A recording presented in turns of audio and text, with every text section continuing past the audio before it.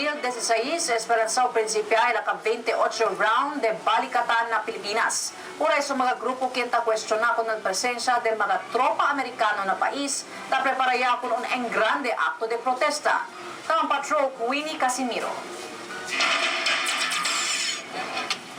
Año 2002, cuando una a conducir el Balikatan exercises na siyudad de Zamboanga. Todo yung mira el llegada ng mga tropa Amerikano a bordo na dila mga air y water assets. Ilevantada del dila mga segun, temporaryo fasilidad adentro del mga kampo del militar.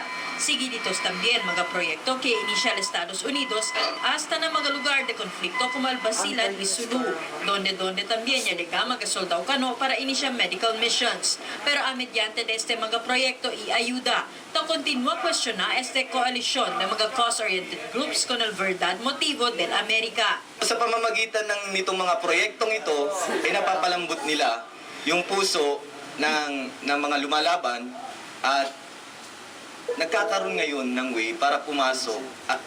De más temprano, el presidente Barack Obama del US ya anunsya que quiere sila ancha pa con el presensya del dila mga FERSA na dila mga allied countries como el Pilipinas. Inaobserbasyon ng grupo, con orgullo lang también con ese recibir el presente administrasyon, sin pensar el alegaw destrozo que takausal Amerika na pais. Kung maalala po natin, mahigit isang dekada na po ang nakakaraan, ay nangyari pong pinaghuli ang 73 katao na mga Moro sa Basilan, kung saan sila po ay pinagbintang ang mga abusayaw.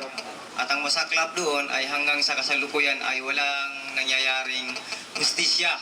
Yung gobyerno ng Pilipinas sa pangunguna ni Aquino ay parang asong ulol na dahil sinabi ng US na masama yung rocket launch ng North Korea ay sinasabi na rin ng ating gobyerno na masama. Ganyan kapapit ang ating pamahalaan.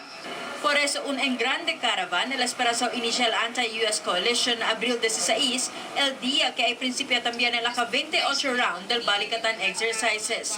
Este para darle según mira que hindi todo Pilipino el alegre con la presencia del mga tropa kano sa país. Winnie Casimiro, Patrol del Pilipino.